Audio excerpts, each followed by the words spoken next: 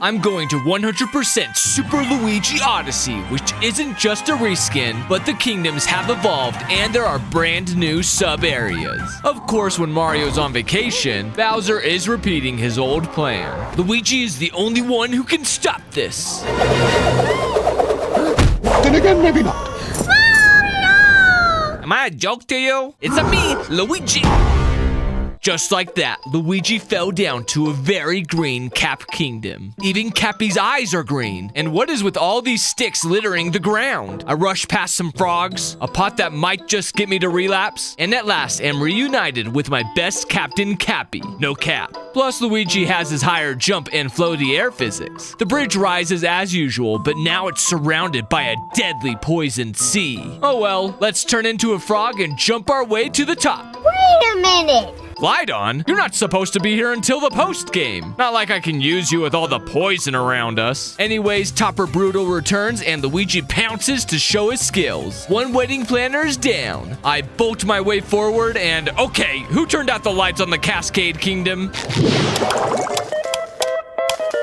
Nosferatu. Not only is the land dark, but it is also covered in lava, even when you can't see it. Especially where you can't see it. I get the first moon using the usual chain chomp methods, but the area is full of frogs and other baddies that aren't originally here. Who needs to use the barbaric T-Rex when We have technology. to blast away and receive our second moon? And now to take down the Great Rock Wall. I find some flying dry bones and borrow their powers to fly straight to Madame Brutal, so I could smack her in her dumb face. This, of course, unlocks the Odyssey, and I'm loving the new color. Before I leave the area, I discover a pipe with a new destination. Hey, what's with the loading screen? That's right, it's today's sponsor, the 7 Deadly Sins Idle Adventure, a brand new mobile game offering from the legendary anime franchise, which has sold over 55 million copies of the comics worldwide. This idle game is a relaxing and casual experience that all fans of the anime can enjoy, with a one-tap draw system that makes for effortless stage clearing and various buffs. Your characters will grow quickly whether you're doing the grind yourself online or taking a break offline doing something else. The game captures the spirit of the anime with its flashy attack animations and the iconic character pulls you can collect. Speaking of pulls, you can start off strong by receiving 3,000 pulls, 3 legendary hero summons, the legendary hero Diane, and more, all for free. Just download the game using my link in the description to do so. Thank you, the 7 Deadly Sins Idle Adventure, for sponsoring this video. We're back at it to Super Mario Galaxy, specifically Sky Kingdom Galaxy, a dual-hatted planet. I walk around a central building to stack up on Goombas instead of defeating them, grab a moon from the top shelf, then jump down the center of the planet, bringing me to the Straw Hat side of the area to obtain the second moon. I return to the Cap Kingdom to find a second new area, which transports me into Mario 3D World. I'm back in the Cookie Cog Works and it's looking glorious. It is a run full of rotating gears, platforms, and moon shards which I need to gather for its first secret moon. Using my platforming mastery and knowledge of the area from 3D World, I easily grab the second moon from under the stage and finally all of the moon shards in the area. The Sand Kingdom is looking rather flooded. Now we have to talk to the citizens underwater, dive down to go shopping, and use the parasol to aid our platforming around the area. At least we can still take a flamingo dance party break. What's your superpower? Cultural appropriation? After the party, I surmised the best way to show off Super Luigi Odyssey is to mix in my post-game discoveries while in each kingdom. Trust me, this will provide a better viewing experience. To the UFO, Robin! It's Battle Rock Galaxy from the OG Mario Galaxy, though thankfully devoid of the cannonballs and laser defenses. Man, this could be a Star Fox level. By the way, where is the next Star Fox, Nintendo? This level is a spectacle of standing on an already moving UFO past an asteroid bursting with cannons, and waiting for the opportune time to jump off for the first moon. I then flip the switch to start a time trial for the second. Jump on the UFO Express to take an elevator up to the key, and tip my hat in respect as I jump to the final secret moon. Coming back to Earth, I complete the normal objectives, make a mad dash into the inverted pyramid that is still covered in ice, then bop Harriet Brutal at the top. Knowing she's a wreck, Luigi slides out of her DMs, where he meets up with that stone Andross-like face. I'm going to punch your face in the face. Let's get out of here on my favorite green rocket ship, re-entering the atmosphere in the Lake Kingdom, which is now, well, a lake. More than it was when Mario was here. While diving around, I come across a majestic sight,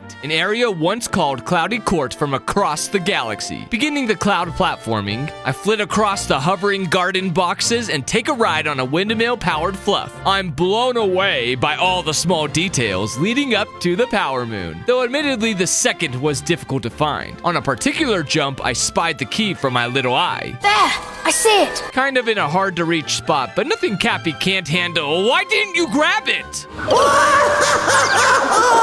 A couple attempts later, I slid down the wall, barely hanging on the window frame, allowing me to jump to the left and survive to retrieve the bonus moon. On my return to the kingdom, I realized the catastrophic flooding isn't all that bad because I can now swim over this wall, which means I could dive bomb Lanky Kong. I mean, Lanky Brutal. You do have a funny face. Onwards to the gaudy colored wooded kingdom, which is also flooded. I'm sensing a theme here. 7 out of 10, too much water. Wait a minute, that means I can swim over the usual deep pit that surrounds the area. I can even swim so far that the camera stops following me until I reach to the invisible wall. Luigi, shouldn't we be saving the princess? What are you practicing for? Mario and Sonic at the Olympic Games? Oh wait, that doesn't exist anymore. Convincing him to hop out of the pool, we stomp on top of Spewart's head for an easy win. However, my way forward is blocked because the tanks can't spawn underwater. How am I going to get in? I tried getting high to find an alternate path, dived around like a submarine, but as it turns out, the solution was right under my nose. A triple jump followed by a hat assist to cross the gap.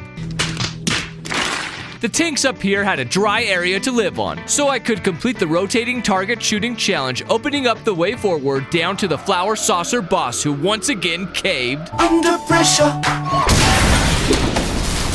Jumping down from the saucer, I find another secret tunnel into Dusty Dune Galaxy. Luigi is forced to fly solo as Cappy is not with us in this missing no land. So we have to use twisters to get across the sand, which is instant death if touched. And so help me if I fall in a hole. I need that key for the second moon in the area. But if I die during the run back, I'll have to start the whole thing over again. Careful, Luigi. I want to get back to the woods again. Thank goodness. Also, the previous boss's defeat opened up the exact same area I couldn't get into before, after which we reunited with Bowser in Cloud Kingdom, capping off with a hat boxing match, who, like the sore loser he is, shoots us in the back with cannonballs. It came from behind. Peach, what the crap? Do you need glasses? Crash landed. Luigi comes to his senses in the Lost Kingdom that is suffering a blizzard. This complete whiteout makes it hard to see the landscape as an airborne robber dives down to steal Cappy. I maneuver past the Trapedos, avoid the colorful cast of wigglers, and flip out this bird with a catapult trap. In the heart of the storm, I find our old friend Yoshi. Between his mid-air floating jump, tongue-twisting abilities, and general cuteness, I gather enough moons to repair our floating hot air hat, landing us back into the Metro Kingdom, which is now much more purple and infested with flies, tanks, and grubs. At least it's not flooded out like every other kingdom before here. Yup, not much has changed on our run-up to New Donk City. I make my way through City Hall, witness the return of Mecha Wiggler, and blast them to smithereens. The city returns to normal. That is, if normal is dark nighttime all day. I embark on the quest to gather the musicians, who of course are just standing around in the open, then drop into the sewers to get the power back on. What a waste of power moons. And last, it's time for a festival, where we of course have to defeat the giant Monkey. Is it just me, or did the streets still seem empty? New Donk certainly has downsized most of its population. Creeped out, I go down an alleyway, and poof, I'm in another 3D world platformer. That's right, we're in Fort Fire Bros. The area is relatively straightforward. Dodge or control the Fire Flower Brothers, make it to the pipe to progress, and repeat again until you get to where the flag normally would be and grab the moon. Now, I know there has to be a second moon in the area, so I spent a while looking around before I eventually figured out how to butt slam jump high enough from a distance, followed by an assist from Cappy, then barely made it, ending with a wall jump, and step on a switch to start a time trial. The run back timing is tight, with me barely missing the flickering fuel, but I get it easily on the second sprint. In the fresh air once again, I notice the theater is closed down and the construction worker isn't here to let me in either. They even took away the Mario letters from the park. What the heck is going on in this town? Brooding over the city like Batman to get answers, I warp down a pipe and come out into a sweet, sweet galaxy. This particular portion is called Rocky Road, and this could be a rocky situation since Cappy decided to stay back for a nap or something. Its most striking feature is the Swiss cheese roads, but each platform has just enough solid ground left for me to easily make it to the moon at the end. The second is a timed challenge. Yeah, not really a challenge at all. After getting the girder moon, I accidentally stumble on the next secret, a groovy flap trap area. Originally, this was Flip Swap Galaxy, where shaking your Wii controller would spring the traps. Here, the flip flaps are timed, which means I now have to use patience and to memorize the flipping patterns. Definitely not the most difficult secret area, but the ground pound hidden second moon almost had me running back to the start. Since I've jumped ahead to the post game, I find the theater is finally open, showing the same movies, and the well-dressed construction worker is back. I guess they were just afraid of Bowser. Inside the building is somehow 3D World's own Snowball Park. Generally an icy level full of snowman pokies, the Winter Wonderland expects you to gather all of the moon shards, which is easier said than done with the slippery floors, but I managed to dodge the pits of death to gather them all. The second requires us to stack the Goombas. I'll need more than that, Cappy.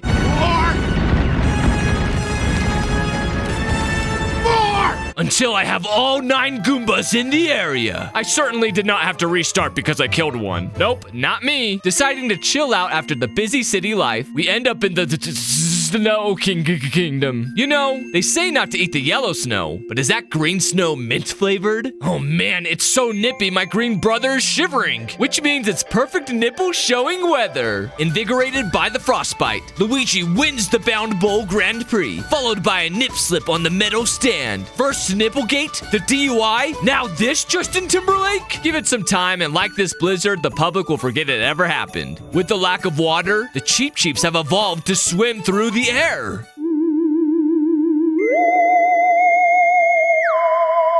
I break out of the confusion, using a charge and chuck to break through the rest of the iciness in the kingdom. Finished with reliving my glory days, I enter the seaside kingdom. Is that lava under the sea? Yes, definitely hot lava under the sea. Well, let's try going under to explore more. Strange, I can't get up to the surface. Holy smokes! I gotta get out of here! Luigi's a sitting hedgehog underwater like this. How am I supposed to pop the corks on old Octo's head now? Well, of course, by possessing a Gushin. Using their water gun techniques, I can get up high and launch the Octo-seeking projectiles, giving the Sparkle Water Thief a headache to rival a Psyduck. Hey, the underwater passage to the second tower is covered in lava, and using a squid from sea level doesn't get me high enough to reach the switch. Even travel by Cheep Cheep is not an option, as these fishies can't get above the magma crust. Turns out all I had to do was start a bit higher. I took over a Gushin to the top of another plateau, and then flew the squid across the molten sea to the adjacent tower. Easy peasy lemon squeezy. Then in the post-game, I found another secret tunnel teleporting me from under the sea to Spike's Lost City. At least I'm pretty sure that's what the level is based off of, but my rider insists it's from one of the many Dark Souls games. Once again, I have to wade through rotating platforms and long uphill ramps to get the moon. However, I can't seem to find the second one. I can't go out of bounds by going up here. Heck, I'm not even sure there is a second moon in these ruins. I guess I can surf up these platforms, but I doubt. Oh, would you look at that?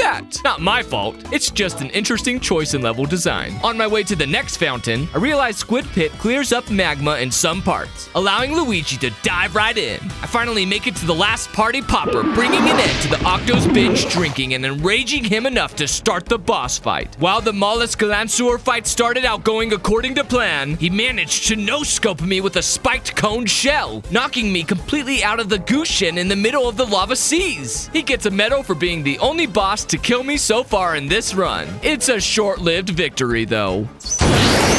Now, due to Luigi's murderous tendencies, the kingdom can return to normal with enough sparkling water to share. On my way out, I launch a super secret rocket taking me out of this world back into Mario Galaxy 2. Oh yeah, it's the Clockwork Ruins Galaxy with its infamous platforming. But the camera this time is so wonky.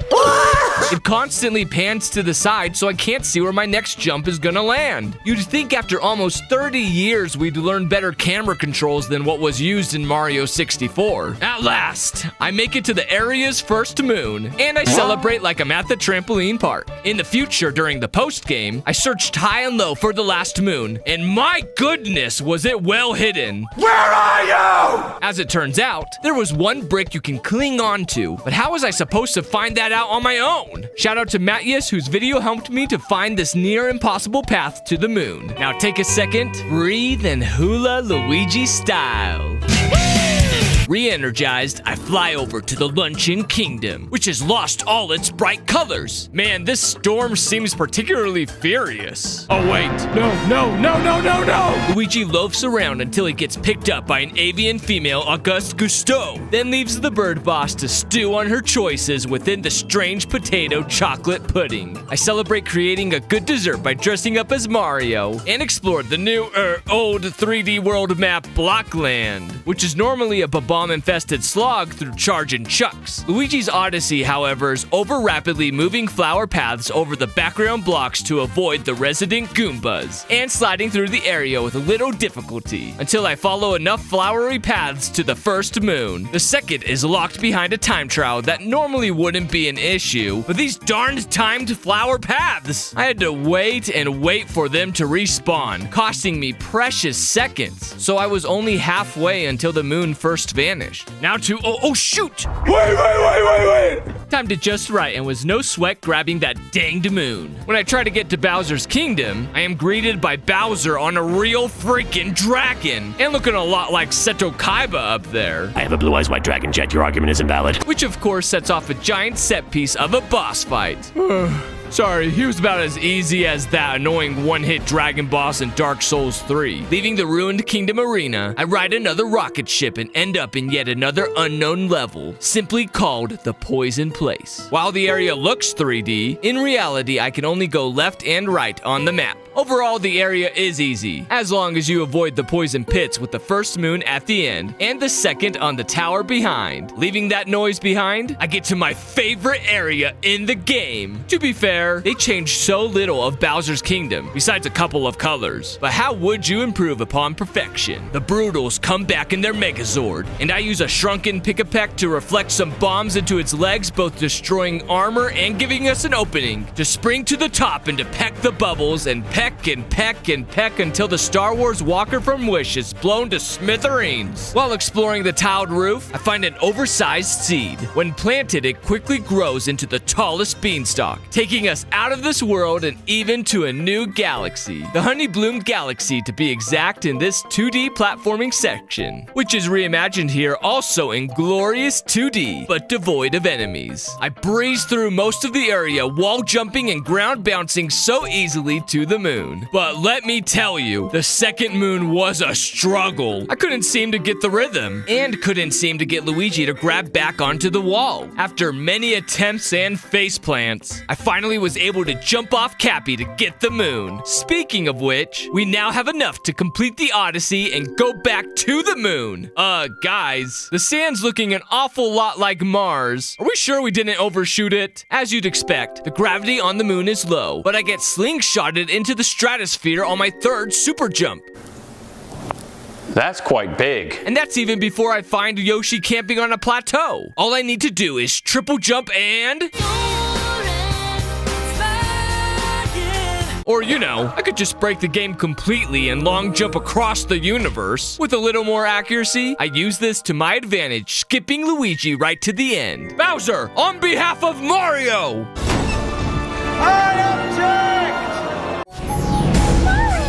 I told you, I'm a Luigi! Of course, Bowser doesn't take my wedding crashing lying down. He pulls out the old classic fire spins, plays frisbee golf throwing a few fake hats my way, but he still hasn't learned his lesson that I can use his hat against him. I box the King of Koopas into a corner, play jump rope around his flaming tail whips, and finally KO him with another vicious right. All that is left is to finally put the hat on Bowser himself, which means swimming through his angry memories of Mario in order to control him with a green hat.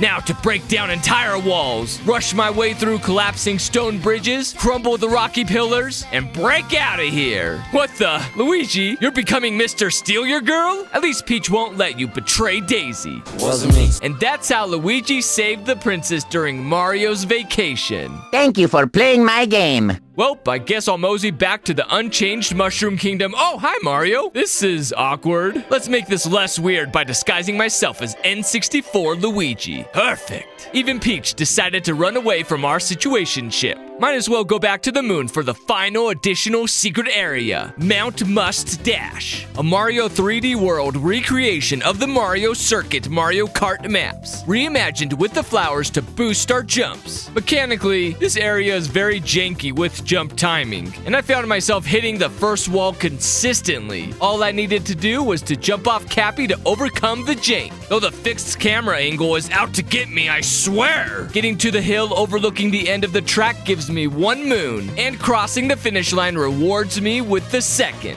Getting back to the darker side of the moon, the area is now concentric, rotating rings with random platforms sprinkled throughout, red carpeted moving sidewalks, and of course, the rabbits. Onwards to the brutal boss rush. Topper Brutal goes down without a hitch, Harriet is beaten extremely easy, Spewert is steamrolled over, but for once, Lanky proved the biggest challenge. For some reason, the moon gravity acted like normal Mario gravity, so if his hats were further than a couple feet away, I'd miss the jump, so I had to bait his hats close by to win the fight. 1, 2, 3, the Brutal Walker is down for the count, baby! And just like that, Luigi is crowned king, rightfully so. On the darker side of the moon, Pauline has changed over to Team Luigi, but the platforming puzzles, metallic waves in the lava ocean, and gameplay gimmicks have all remained the same. I have heard your complaints and how I could buy more moons to get something special on the Mushroom Castle. This is for you annoying ones out there. Here's the stupid hat that took forever to unlock.